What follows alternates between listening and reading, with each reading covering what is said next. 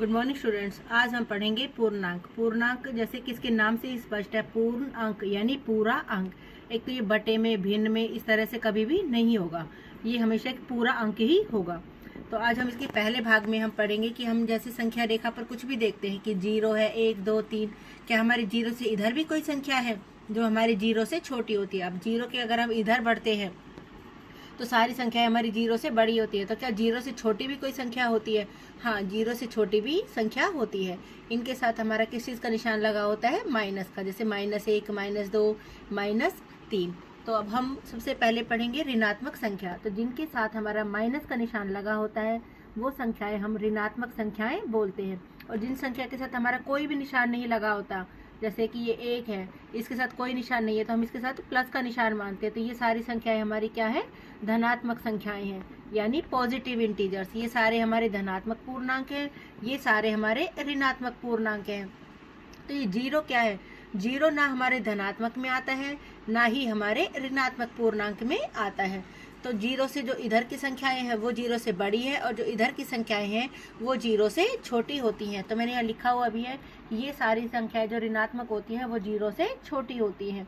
अब आता है हमारा प्राकृत संख्या। प्राकृत संख्या क्या होती है? नेचुरल नंबर, जो हमारी गिनती 1 से शुरू होती है, 1, 2, 3, 4, 5 एंड सो ऑन, आगे तक की सारी गिनती हमारी प्राकृत संख्याएं होती है। यदि इस प्राकृत संख्या में मैं 0 ऐड कर दूं तो ये हमारा किस चीज का समूह बन जाएगा? ये बन जाएगा हमारा पूर्ण संख्या का। तो यानी पूर्ण संख्या हमारी कहाँ से शुरू हुई? 0 से। 0, 1, 2, 3, 4, 5। अब प्राकृत संख्या, पूर्ण संख्या, इन सब के साथ अगर मान लो मैंने ऋणात्मक संख्याएं भी शामिल कर ली तो मेरा एक नया ग्रुप बन गया जिसे हम क्या कहते हैं? पूर्णांक कहते हैं। जिसमें 0, 1, 2, 3 ये तो सारी हमारी पूर्ण संख्याएं होगी, और ये सारी हमारी क्या होगी? ऋणात्मक संख्या। यानी ऋणात्मक संख्याएं और पूर्ण संख्याओं का समूह, वो हमारा क्या कहलाता है? पूर्णांक कहलाता है। एक आरेख द्वारा मैं आपको ये समझाने की कोशिश करूंगी कि पूर्णांक क्या है। ये मान लो ये मैंने कोई ग्राफ बनाया, कोई भी एक आकृति बनाई, कुछ भी बना सकते हैं हम। ये हमारी किसको डिनोट कर रही है? प्राकृत संख्या को। ये आकृति हमारी डिनोट कर रही है शून्य को, यानी शून्य को दिखा रही है।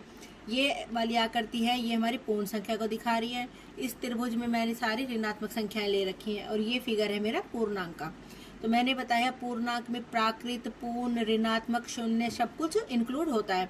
तो ये मैंने पहले पूर्णांक का फिगर बना लिया, जो हमारा ये वाला फिगर था। इस फिगर में ये मैंने जो एक आयत है ये दिखाई, ये किसको दिखा रही है? पूर्ण संख्या को। ये वाला जो फिगर है ये किसको दिखा रहा है? हमारा शून्य को। जो ये त्रिभुज है ये हमारा किसको दिखा रहा है? ऋणात्मक संख्याओं को। और जो ये वाली आकृति है ये हमारी किसको दिखा रही है? प्राकृत संख्याओं को। यानी जो हमारा पूर्णांक है उसमें सब कुछ समाहित है, प्राकृत संख्या, पूर्ण संख्या, शून्य और ऋणात्मक संख्या। अब हम संख्या रेखा पर पूर्णांकों को दिखाते कैसे हैं?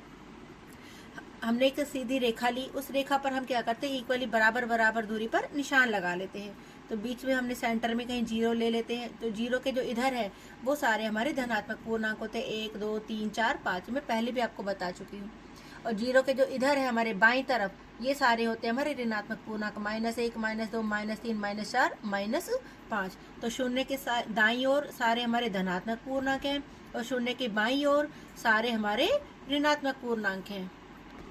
अब मुझे मान लो संख्या रेखा पर घटा का 2 अंकित करना है, तो मैं कहाँ जाऊंगी? शून्य के बाईं ओर 2 कदम, क्योंकि इधर तो हमारे सारे पॉजिटिव है यानी धनात्मक संख्याएं हैं, इधर हमारे सारे ऋणात्मक पूर्णांक है। तो 2 कदम चलूंगी, 1 कदम और ये 2 कदम। तो ये 2 कदम पे मुझे क्या दिखाएगा? घटा का 2। अब मान लो मुझे संख्या रेखा पर 3 अंकित करना है। अब मुझे सीधा सा पता चल रहा है कि 3 हमारा पॉजिटिव है, क्योंकि इसके साथ न घटा का निशान है न जमा का निशान है, तो ये जमा का ही माना जाएगा, यानी ये धनात्मक पूर्णांक है। तो 3 दिखाने के लिए मुझे क्या करना पड़ेगा? शून्य के दाईं ओर कितने कदम चलने पड़ेंगे? 3 कदम। तो ये शून्य है, ये शून्य के दाईं ओर की दिशा हो गई। तो 1 कदम, 2 कदम, 3 कदम। तो ये वाला जो हमें दिखा रहा है ये किसको दिखा रहा है? हमारा 3 को दिखा रहा है। अब धनात्मक संख्याओं के लिए हमें शून्य के दाईं ओर चलना पड़ता है, तथा ऋणात्मक संख्याओं के लिए शून्य के बाईं ओर चलेंगे। Thank you.